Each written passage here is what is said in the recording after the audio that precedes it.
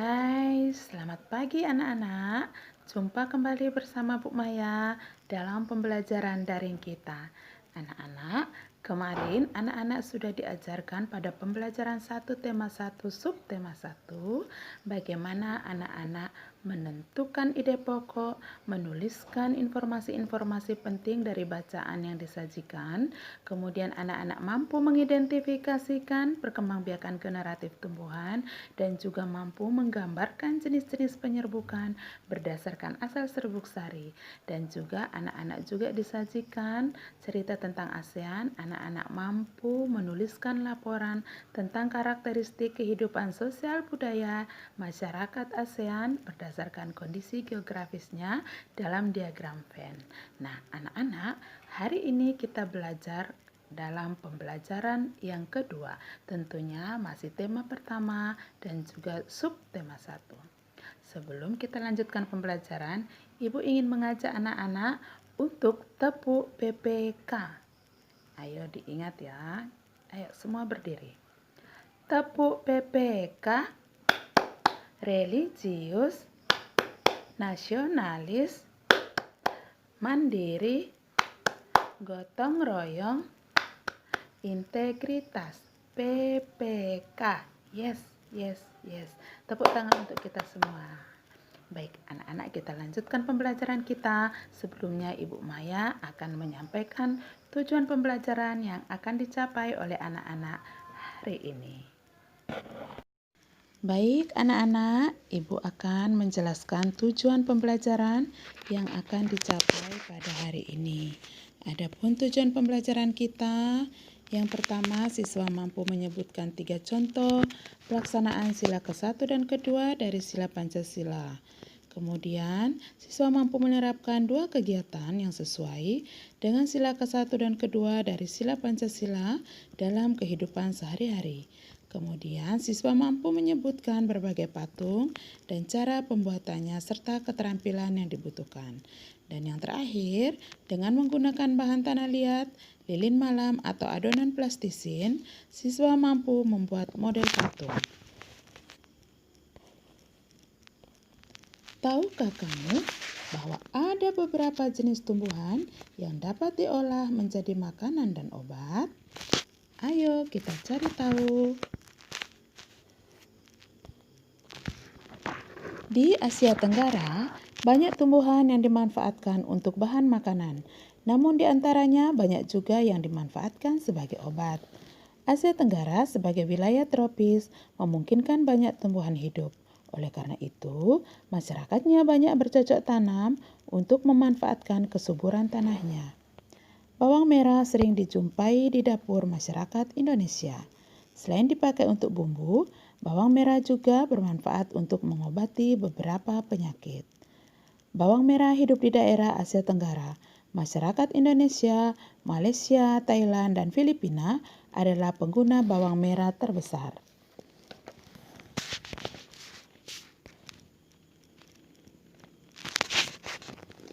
Di hari libur, Lani dan teman-temannya merencanakan untuk berkumpul di rumah Edo.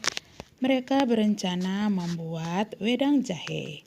Ya, mereka akan mengolah jahe menjadi minuman segar dan sehat. Namun, alangkah kagetnya Lani, Udin, Siti, Dayu, dan Beni, Edo ternyata sedang sakit.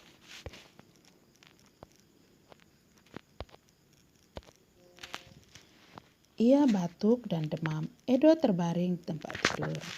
Mereka akhirnya sepakat untuk membuat wedang jahe untuk Edo. Di belakang rumah Edo banyak tanaman jahe. Edo sangat senang. Persahabatan mereka sangat indah. Mereka memiliki latar belakang yang berbeda. Namun, semangat tolong-menolong di antara mereka sangat tinggi. Nah, anak-anak, sikap teman-teman Edo sesuai dengan nilai-nilai yang ada pada sila Pancasila. Mari kita pahami kelima sila Pancasila. Pancasila ada 5 sila. Yang pertama, ketuhanan yang Maha Esa. Kedua, kemanusiaan yang adil dan beradab. Ketiga, persatuan Indonesia. Keempat, kerakyatan yang dipimpin oleh hikmat kebijaksanaan dalam permusyawaratan perwakilan. Yang berikut yang kelima, keadilan sosial bagi seluruh rakyat Indonesia. Nah, anak-anak, setelah kita mengetahui bunyi sila Pancasila, tentunya kita harus mengetahui nilai-nilai dari setiap sila dalam Pancasila. Hari ini kita akan belajar nilai sila-sila, yaitu sila ketuhanan yang Maha Esa dan kemanusiaan yang adil dan beradab. Nah, sebelumnya Ibu akan mengajak anak-anak untuk bernyanyi bersama.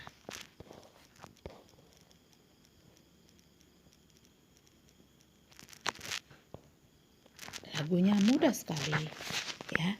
Judulnya nilai sila pertama dan kedua. Nadanya Lihat Kebunku. Ya, tentu anak-anak sudah tahu ya lagu Lihat Kebunku, tapi biasa syairnya Ibu ubah dengan nilai-nilai yang terkandung pada sila pertama dan sila kedua. Oke, sekarang bersiap-siap, anak-anak berdiri, kita bernyanyi sambil tepuk tangan. Takwa kepada Tuhan serta toleransi, mewujudkan kerukunan umat beragama. Itulah nilai sila yang pertama, bersamaan derajat, menghargai HAM, solidaritas serta perdamaian. Itulah nilai sila yang kedua. Tepuk tangan untuk kita semua. Oke, nah anak-anak, dalam lagu ini itu ada nilai-nilai yang terkandung pada sila pertama dan sila yang kedua. Nah, pada sila pertama, nilai yang terdapat pada sila pertama adalah takwa kepada Tuhan Yang Maha Esa. Kemudian toleransi dan juga penghormatan kepada agama atau kepercayaan lain. Kemudian yang ketiga, kerukunan antar umat beragama. Sedangkan nilai-nilai pada sila kedua itu adalah persamaan derajat, menghargai hak asasi manusia, solidaritas antar sesama manusia, dan perdamaian. Anak-anak hafalkan ya lagu ini karena di dalamnya mengandung nilai-nilai sila pertama dan sila kedua. Nah, kita lihat penerapan sila pertama dan kedua. Yang pertama, sila ketuhanan yang Maha Esa. Kita tahu bahwa di Indonesia mengakui 6 agama, ya. Yang pertama itu agama Islam, kemudian yang kedua agama Kristen Protestan, kemudian ada Kristen Katolik, kemudian Hindu, Buddha, dan yang terakhir Konghucu. Nah, contoh lain penerapan sila pertama yaitu yang pertama, kita harus menjaga kerukunan antar umat beragama. Ini adalah contoh kerukunan antara pemuka-pemuka agama. Kemudian, kerukunan antara teman yang berbeda agama. Kemudian, merawat tanaman adalah salah satu bentuk mensyukuri ciptaan Tuhan. Jadi anak-anak di rumah, siramlah tanamanmu setiap pagi dan sore bahwa kamu mensyukuri atas keindahan keagungan Tuhan, ya. Yang diciptakan Tuhan harus kita rawat dan harus kita lestarikan. Nah, kita lihat penerapan sila kedua, kemanusiaan yang adil dan beradab. Ini ada 4 orang sahabat bermain bersama tanpa membedakan satu dengan yang lainnya. Kemudian contoh yang berikut ada menolong korban bencana tanah longsor. Ini ada sekelompok orang. Kemudian ketika kamu keluar rumah ataupun baru datang, jangan lupa bersalaman kepada kedua orang tuamu. Kemudian jika ada orang atau teman yang jatuh, jangan menertawakan tetapi menolonglah temanmu yang terjatuh. Dan kita harus berempati kepada teman-teman atau kepada sesama kita dengan memberikan bantuan kepada mereka yang membutuhkan. Kalau ada teman yang sakit, jangan lupa kita menjenguk teman yang sakit. Nah, anak-anak, tadi udah Ibu jelaskan nilai-nilai sila dan contoh-contohnya. Maka sekarang Ibu memberikan tugas anak-anak untuk kegiatan pertama. Anak-anak silakan mengamati gambar ini. Ada 8 gambar, silakan diamati. Setelah itu anak-anak kelompokkan mana yang termasuk sila pertama, nilai sila pertama, mana yang termasuk nilai sila yang kedua. Ya, kelompokkan, tuliskan di dalam tabel berikut ini. Kalau sudah, jangan lupa uploadkan ke Google Classroom ya, supaya langsung Ibu nilai di sana. Oke anak-anak, sekarang amati aneka kerajinan patung tanah liat dari daerah Kasongan berikut. Kebanyakan patung yang ini 3 ini adalah patung yang terbuat dari tanah liat. Nah, ini adalah contoh patung Nusantara. Ini patung yang terbuat dari tanah liat, yang sebelah sini. Kemudian yang sebelah kanannya itu patung yang terbuat dari kain flanel. Nah, proses pembuatan patung Nusantara dari tanah liat dapat dilakukan dengan teknik cetak, tekan, maupun ukir. Untuk teknik cetak dan ukir, sebaiknya menggunakan tanah liat plastisin. Jangan menggunakan tanah yang terlalu lembek, karena akan menyulitkan untuk memperoleh bentuk yang tepat, rapi, dan jelas. Tanah liat yang terlalu lembek akan lengket pada cetakan gips sehingga sulit diangkat dari cetakan dan sulit untuk diukir. Nah, ini adalah cara anak-anak membuat adonan plastisin. Nah, ada 2 cangkir terigu, setengah cangkir garam, 2 sendok makan minyak sayur, 1,5 cangkir air hangat pewarna makanan, serta ada cara membuatnya. Baik anak-anak, kita akan mempraktekkan ya bagaimana cara membuat adonan plastisin untuk membuat patung. Ya, nanti perhatikan video berikut ini. Kalau sudah melihat video, maka anak-anak silakan membuat kreasi patung Nusantara menggunakan adonan plastisin yang kamu buat. Jangan lupa ya, selamat menyaksikan video berikutnya. Oke, baiklah anak-anak, kali ini kita akan membuat bagaimana cara membuat adonan plastisin supaya kita nanti dapat membuat patung dari adonan tersebut. Nah, di sini Ibu sudah menyajikan bahan-bahannya. Nah, inilah bahan-bahannya.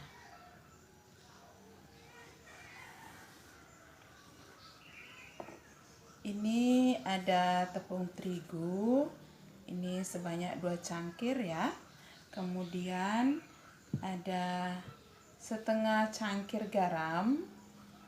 Kemudian ini 2 sendok makan minyak sayur. Kemudian ini ada 1,5 air hangat ya, 1,5 air hangat. Kemudian ini ada pewarna ya, ini pewarna. Kebetulan Ibu menggunakan pewarna buatan ya, tidak pewarna yang beli, tapi pewarna buatan. Ini warna hijau, ini terbuat dari pandan, daun pandan, diperas airnya. Kemudian ini juga dari kunyit ya, diparut kemudian diperas, diambil airnya. Oke, baiklah anak-anak, kita langsung saja. Langkah yang pertama, campurkan terigu, garam, dan minyak sayur ya dalam wadah. Kita campur ya, ini kita campurkan. Kemudian minyak sayur kita campurkan. Ini. Setelah itu masukkan air hangat secara perlahan, jangan langsung, nanti lembek ya. Kalau mau buat patung itu nggak boleh lembek. Jadi sedikit demi sedikit ya kita masukkan supaya tidak terlalu lembek. Ini ya. Kita campur adonan. Campur adonan.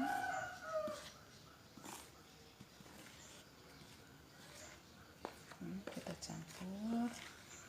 Masih kurang, kita tambahkan lagi airnya.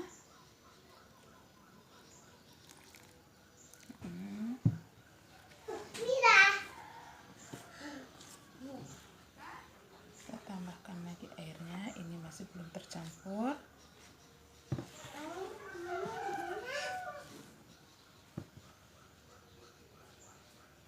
Kayak gini ya, kurang airnya, kita tambahkan lagi ya. Jangan serentak, tambahkan sedikit demi sedikit.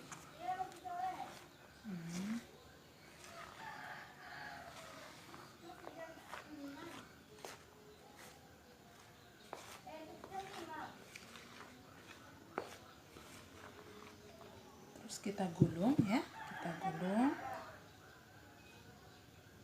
adonannya.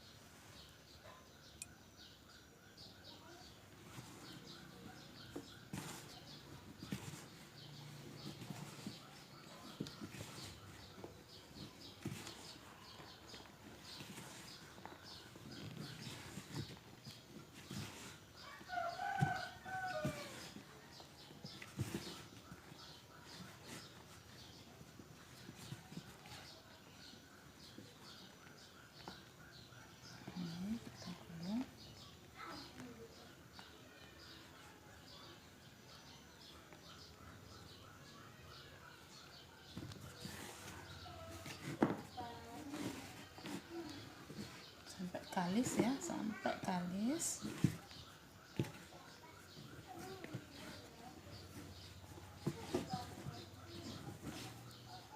Gulung, kemudian remas ya.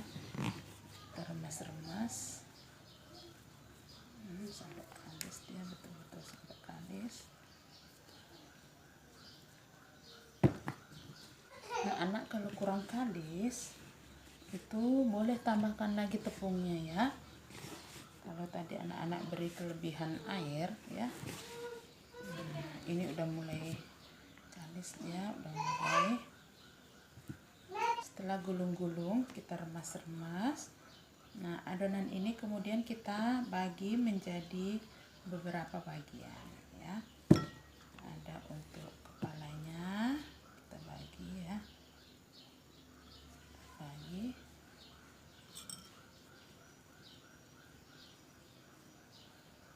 Kita bulat-bulat aja dulu untuk kepalanya ya, yang ini. Kemudian kita simpan di wadah yang lain. Terus kita buat untuk badannya harus agak banyak nih ya, badannya.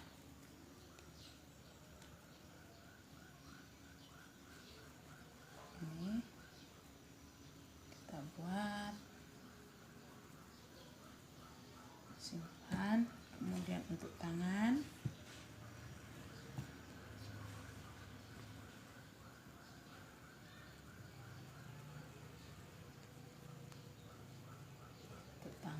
ya ini.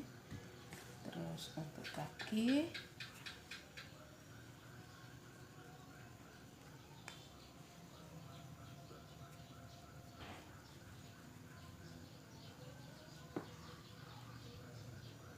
sisanya nanti, yang ini sisanya nanti untuk aksesoris tambahan dalam patung supaya lebih indah ya.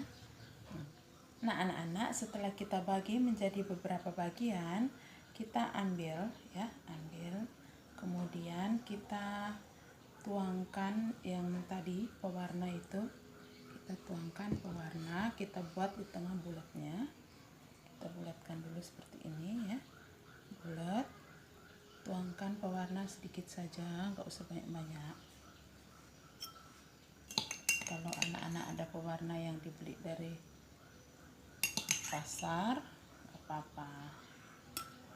Ibu nggak sempat gitu ke pasar, ibu pakai ini aja. Kemudian digulung lagi, ya, gulung sampai dia berbentuk warna.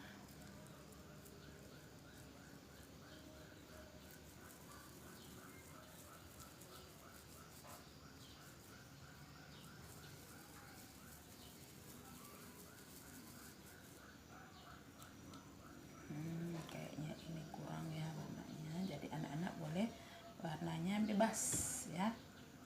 Nah, ini pewarna yang anak-anak boleh beli di pasar ya.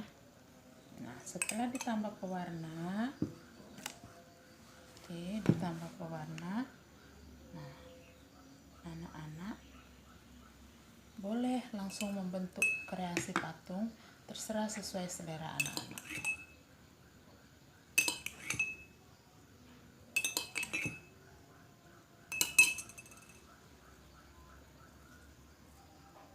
Warnanya udah kuning, tapi karena ini bukan pewarna pabrik ya, jadi kurang begitu cerah warnanya. Anak-anak boleh beli di pasar ya.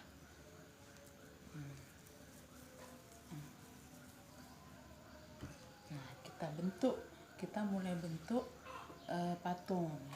Oke, kita bentukkan. Setelah itu anak-anak boleh memasang kepalanya, tangan, badan, kaki, atau terserah anak-anak kreasi sendiri, dihiasi sedemikian rupa.